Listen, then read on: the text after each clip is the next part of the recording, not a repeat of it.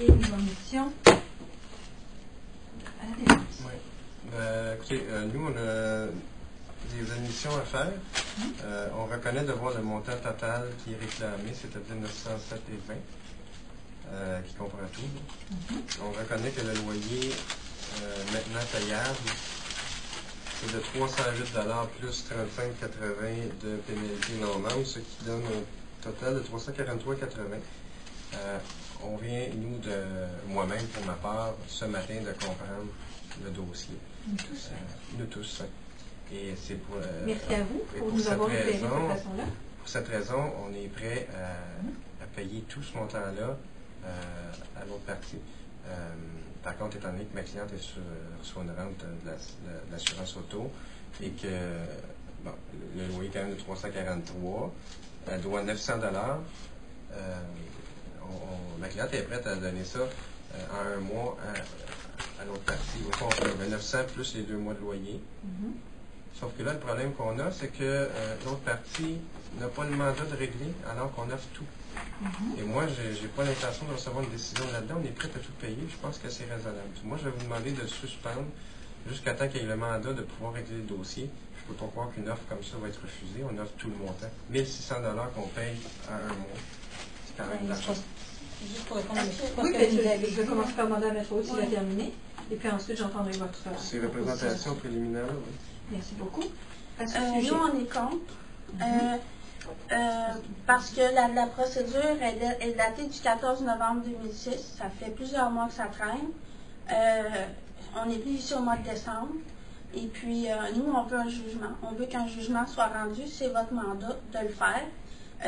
Après jugement, s'il y a une offre, on la soumettra au conseil d'administration à l'Assemblée générale. Mais là, pour le moment, on nous doit de l'argent, est en retard de plus de 3 semaines. Puis je vois pas pourquoi il faudrait suspendre. Puis là, si ça ne se paye pas, il va falloir venir ici. Là, ça fait 2 fois qu'on vient ici. Les choses sont claires.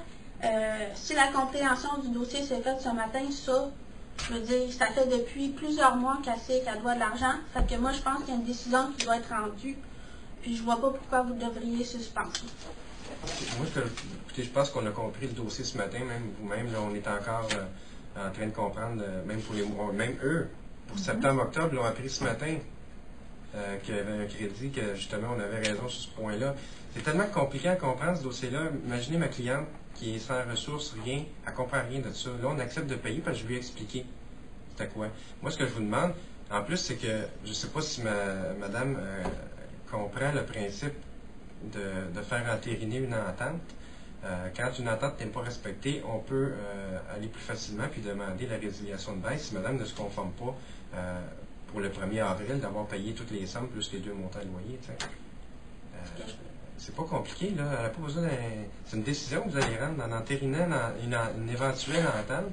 Si l'entente n'est pas respectée, ben automatiquement, ils reviennent puis c'est une résiliation si l'entente n'est pas respectée. Pas compliqué. Bon, premièrement, selon la loi, vous avez il y a un litige, il y a un montant qui a été réduit, là, mais la preuve est claire que c'est 907,20 qui est dû. Selon la loi, le pouvoir que vous avez, c'est de constater qu'il y a un retard de plus de 3 semaines ou non dans le paiement du loyer.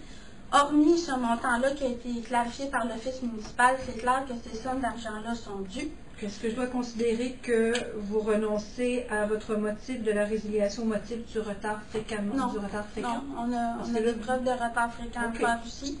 Puis, la preuve, elle est faite. Parce qu'on ne comprend pas les montants. Oui, on s'entend. Mais elle est faite quand même. Okay. Je veux dire, le règlement il est clair. Ça fait 6 ans que la locataire est là. Et vous réclamez une décision? Nous, on veut qu'il y ait une décision qui soit rendue ce matin. On a fait déplacer des gens de l'Office municipal. Ça fait 2 fois qu'on vient. Justement, on a compris le dossier. Écoutez, Maître, vous êtes avocat, vous êtes capable de lire la réglementation comme moi je suis capable de la lire. Merci, c'est pas nécessaire d'aller jusque-là. Très bien. Eh bien, Maître, je vais rendre une décision. Je vais rendre une décision. Je suis passionné que c'est évident dans ce cas-ci que tout ce qu'ils cherchent, c'est une expulsion. Ils n'accepteront pas d'offre.